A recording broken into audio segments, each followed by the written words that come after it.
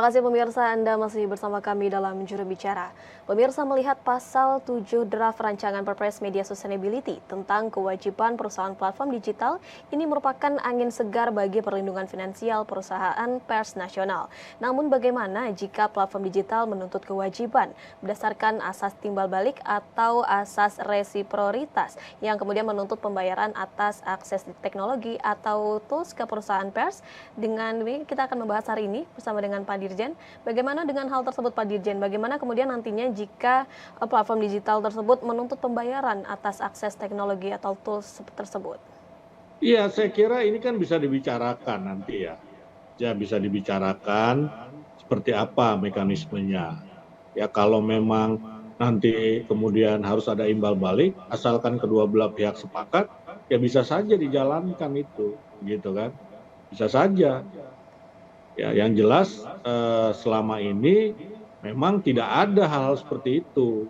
Tidak ada hal seperti itu sehingga terjadilah ketimpangan, ketidakadilan, begitu ya. Jadi kalau mereka semua sepakat dengan itu, misalnya ditambah-tambahkan, dikurang-kurangi, misalnya begitu kan, ya dimasukkan ini sebagai skema kerjasama, kemudian nanti dikurangin apa ya silakan saja. Saya kira bisa saja seperti itu ya karena namanya juga kerjasama, ya kerjasama tentu masing-masing pihak punya kepentingan, ya punya kepentingan. Nanti kalau tidak tercapai kerjasama ada mediatornya, ada mediasi, begitu kan di mungkin tingkat pertama. Nanti kalau tidak sepakat juga ya bisa saja nanti akan naik ke tingkat yang lebih tinggi, misalnya arbitrase lewat BANI misalnya, kemudian lewat KPPU mungkin bisa, mungkin lewat peradilan perdata begitu loh. Jadi saya kira ya silakan saja masing-masing pihak nanti berunding. Nanti kan kita bayangannya ini ya dalam rancangannya ini kan nanti kerjasamanya perjanjiannya itu kan dalam konteks B2B ya, business to business begitu. Baik, sehingga banyak cara ini untuk mendiskusikan antara pihak platform digital maupun dari perusahaan pers nasional tersebut sendiri ya Pak, untuk mencari jalan tengahnya Iya. bagaimana nantinya keuntungan dari pemberitaan tersebut ini dapat dibagi hasil begitu Pak Dirjen. Baik, terakhir Iya. Pak Dirjen, apa pertimbangan dari bentuk payung hukum publisher right ini yang pada akhirnya mengarah ke peraturan presiden Pak? Iya, jadi awalnya waktu gagasan ini dirancang, ya dicetuskan tentang perlunya regulasi untuk mengatur ekosistem bisnis media yang sehat adalah undang-undang, ya undang-undang. Nah, tetapi dalam perkembangannya, ya karena undang-undang ini membutuhkan waktu lama, ya waktu yang lama, kemudian juga proses juga yang lama karena pasti akan melibatkan parlemen, ya melibatkan DPR. Ini kemudian presiden pada Hari Pers Nasional tahun 2022 menawarkan apakah bentuknya undang-undang, revisi undang-undang, ataupun PP. Undang-undang ini kan sama dengan revisi undang-undang sebetulnya. Ya hanya mungkin bagian terkait dengan publisher right disisipkan di undang-undang lain, katakanlah begitu. Nah, jadi presiden menawarkan undang-undang atau PP. Nah, tetapi dalam diskusi-diskusi yang dilakukan antara Kominfo, Kementerian Hukum dan HAM, Setnek, Setkap, kemudian juga teman-teman Dewan Pers dan para konstituen mengerucut kepada Perpres. Ya, kenapa Perpres? Karena memang Perpres ini ya lebih simpel sehingga waktu untuk menghasilkannya tidak terlalu banyak waktu yang dibutuhkan, tidak terlalu lama begitu. Nah, jadi kita kemudian menyepakati untuk menghasilkan peraturan presiden untuk mengatur bisnis media ya antara platform digital dan media massa di Indonesia. Baik, Presiden ini juga menegaskan bahwa pada bulan Maret ini bahwa Perpres ini harus segera diterbitkan ya Pak Dirjen. Bagaimana Iya. dengan progresnya sampai saat ini Pak?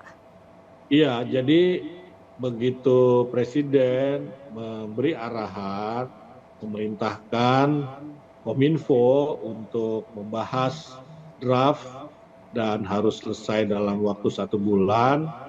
Ya, Kominfo kemudian melakukan rapat-rapat maraton. Kita membentuk tim, untuk membahas draft publish right ini, dan ya mudah-mudahan dalam waktu dekat draftnya ya ini bisa kita selesaikan. Karena kita kan tidak bekerja dari nol, jadi sudah ada rancangan-rancangannya kan begitu ya, sehingga kita bisa diskusikan. Dan kita sudah meeting maraton ya sejak hari Senin pekan lalu sampai kemarin hari Sabtu. Hari Sabtu pun kita meeting untuk membahas draft. Kita barangkali bisa dikatakan sudah mencapai tahap finalisasi, jadi tinggal difinalkan saja begitu draftnya. Tetapi itu kan selesainya draft. Untuk sampai menjadi perpres ditandatangani oleh Presiden, ini kan masih membutuhkan tahap-tahap lain begitu. Karena itu yang penting bagi tim adalah bagaimana menyelesaikan draft begitu. Dan hasil diskusi-diskusi kemarin saya kira relatif kita sudah mencapai kesamaan. Tentu ada perbedaan-perbedaan, tetapi perbedaan-perbedaannya tidak terlalu signifikan. Ya, perbedaannya hanya misalnya penggunaan istilah, susunan pasal-pasalnya. Mestinya pasal ini ditempatkan di pasal sini begitu. Itu aja. Ya, substansi sih relatif bisa dikatakan ini sudah hampir final.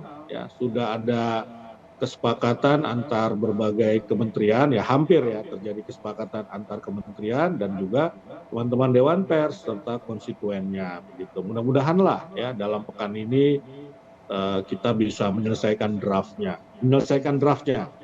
Ya, karena Baik. setelah ini kan harus ada harmonisasi lagi begitu kan. Harus ada paraf-paraf dari pihak-pihak berkepentingan sampai nanti ditandatangani oleh Presiden supaya dia sah menjadi peraturan Presiden. Sekarang ini masih bentuknya kan rancangan atau draft begitu. Baik, dapat dikatakan draft rancangan Perpu ini sudah menemui titik terang begitu ya Pak Dirjen ya. Kemudian terakhir Pak Dirjen, apakah nantinya akan ada lembaga baru seperti untuk memegang hak cipta tersebut, Pak Dirjen? Bagaimana nantinya? Iya, jadi dalam rancangan ini masih dalam rancangan, kita semua ya artinya begini, di pemerintahan maupun Dewan Pers dan konstituen cenderung ya akan memberikan kewenangan kepada Dewan Pers. Apakah Dewan Pers yang nanti akan menjadi pelaksana langsung begitu, atau Dewan Pers membentuk unit pelaksana, itu bisa saja seperti itu. Ya, tetapi yang jelas karena tadi seperti yang saya sampaikan dalam menyusun perpres ini, kita ini kan juga memegang prinsip kebebasan pers. Dan satu-satunya lembaga yang ditugaskan oleh undang-undang, yakni Undang-Undang Pers nomor 40 tahun 1999 adalah Dewan Pers. Dan Dewan Pers ini kalau kita perhatikan undang-undangnya, ini tidak hanya mengurus aspek persnya, aspek jurnalismenya, tetapi juga dapat ataupun bisa mengurus aspek ekonomi. Misalnya, Dewan Pers selama ini sudah melakukan verifikasi terhadap perusahaan pers.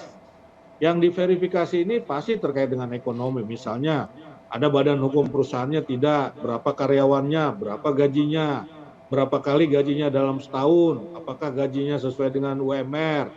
Ya, ini kan aspek bisnis. Ini diatur oleh Dewan Pers lewat mekanisme verifikasi begitu. Dan di dalam pasal 3 juga dikatakan, pasal 3 Undang-Undang Pers 40 1999, itu pers juga adalah industri begitu. Pers adalah industri. Jadi pers itu institusi ekonomi.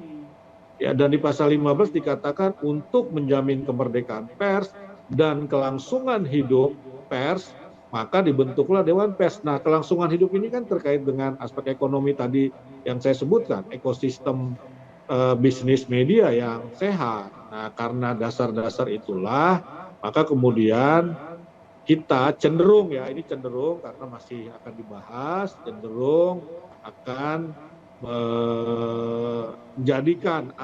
menjadikan Dewan Pers sebagai pelaksana atau Dewan Pers membentuk pelaksana yang nanti ada di bawah Dewan Pers.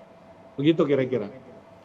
Baik, tentunya kita semua ini menunggu Pak Dirjen akan lahirnya rancangan terkait dengan regulasi tentang publisher right atau hak penerbit yang akan segera ditandatangani oleh Presiden Republik Indonesia Joko Widodo. Sekali lagi terima kasih banyak Pak Dirjen telah bergabung bersama kami dalam tema menilik rancangan aturan media berkelanjutan.